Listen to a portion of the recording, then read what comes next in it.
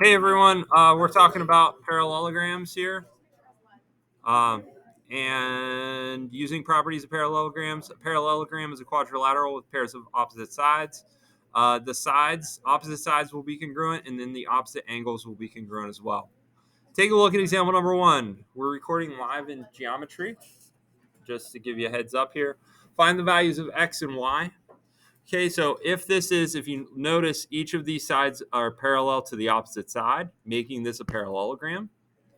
Therefore, okay, the opposite sides will be congruent. So in order to find y, we could say y minus 8 is equal to 36. Add 8 to both sides. And y is equal to 44. On the other side of things, the opposite angles are also congruent as well. So for this instance, if we have x and we have 72, then x is equal to 72. So there's how we kind of use those different properties to find out example 1. Now, Theorem 8.5 says if a quadrilateral is a parallelogram, then the consecutive angles are supplementary. Essentially what this is saying, okay, if you kind of want to look at the big picture, is how I think it was Theorem 8.4 said that two angles opposite of each other are congruent. Two angles that are beside each other, okay, either here or here, okay, or beside each other, are going to equal 180 degrees. Because a quadrilateral, does anyone remember how many degrees a quadrilateral has? 360, good. So if you have 360 degrees, then two angles that are side by side are going to be 180, and two other angles that are side by side are also going to be 180 as well. 8.6 says if a quadrilateral is parallel, then the diagonals also bisect each other. Okay, this is another thing that we have,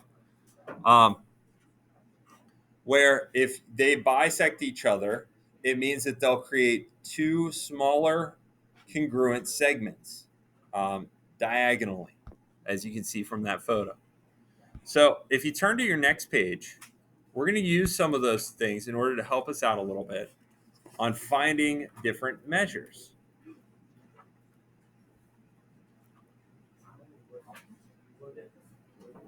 All right, so we've got find the value of A and B. So first off, let's try and look at what it's asking us here.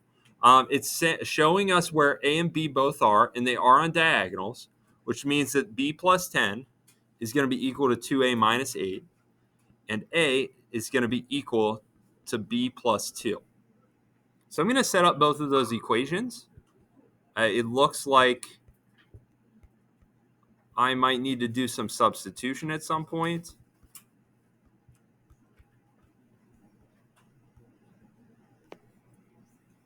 Okay, A and B, I really don't like it how we have two different variables. So I'm going to take a look at this variable here because I know that A is B plus 2. I'm going to plug that into this equation. So B plus 10 is equal to 2 times B plus 2 minus 8. Okay, all I did is I substituted that B plus 2 into that equation to eliminate the A value. From here, I'm just going to simplify. I've got B plus 10 is equal to 2B plus 4. Use distribution, minus 8.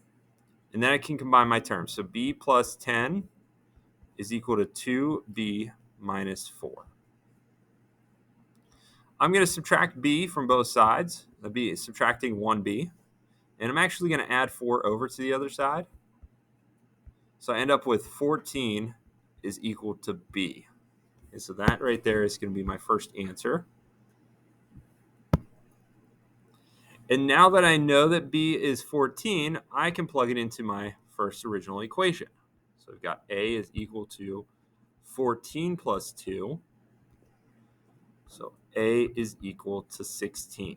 So using that substitution at the beginning, solving for is keeping that one variable really does help because then I can eliminate a variable to have that same like b or same a throughout my entire equation.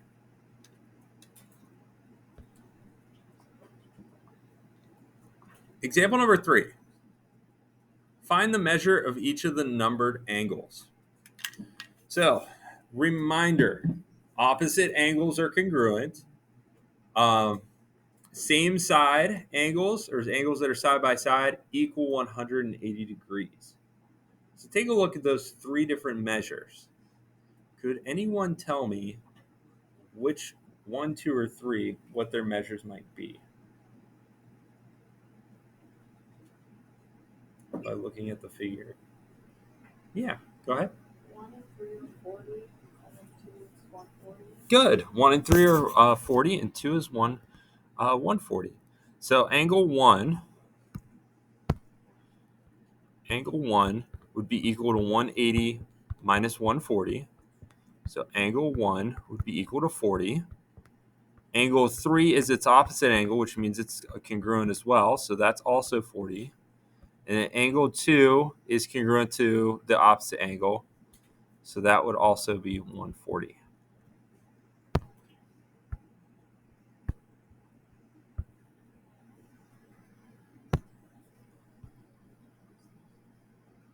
All right.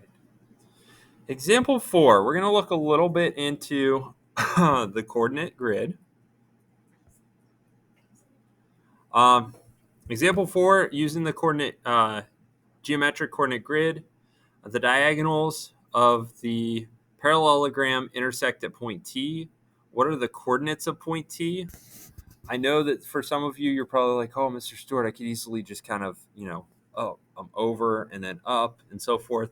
But mathematically, how we could find this, one of the ways that we could do this is we could look, for instance, at point P and point R.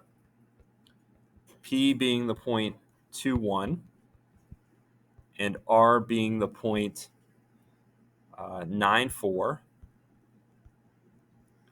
And because these bisect each other, meaning that there's the same distance, we could find the midpoint.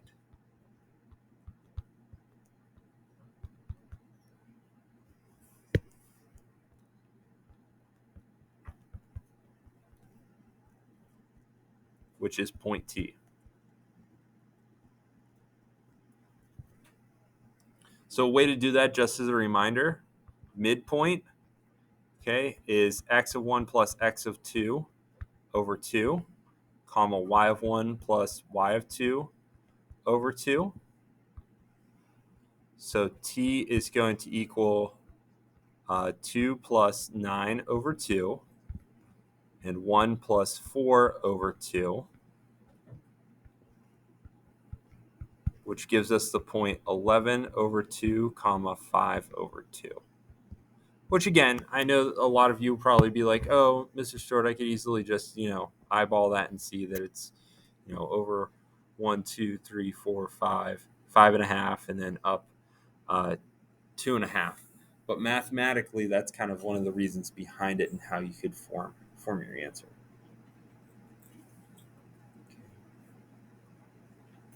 All right, very last question that we have for today.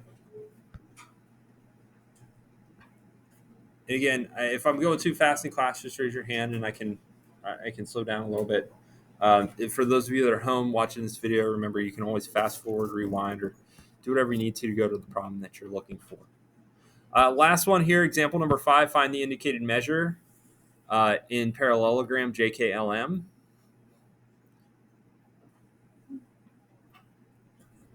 So let's try and look at some of these indicated measures. For the first one here, we've got NM.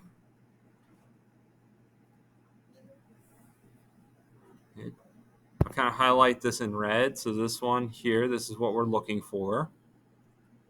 Take about 30 seconds. See if anyone knows what the answer to this might be. Feel free to raise your hand if you're in class.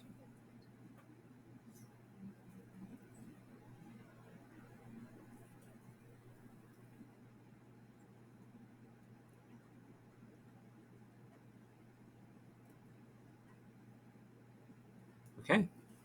Since this is a diagonal, these two lines are congruent. Did that help a little bit?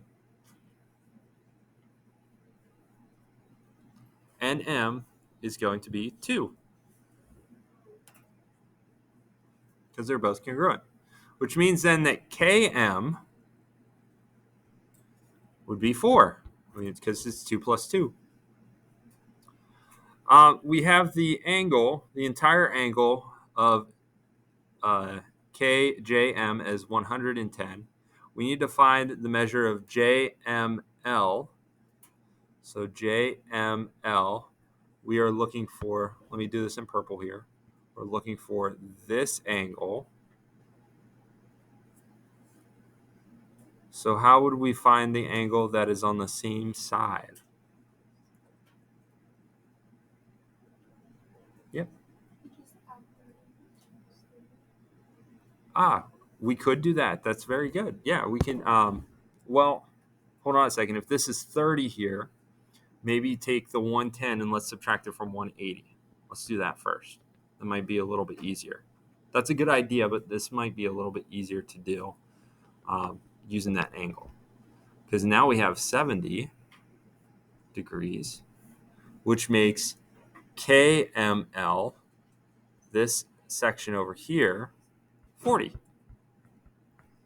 for our answers.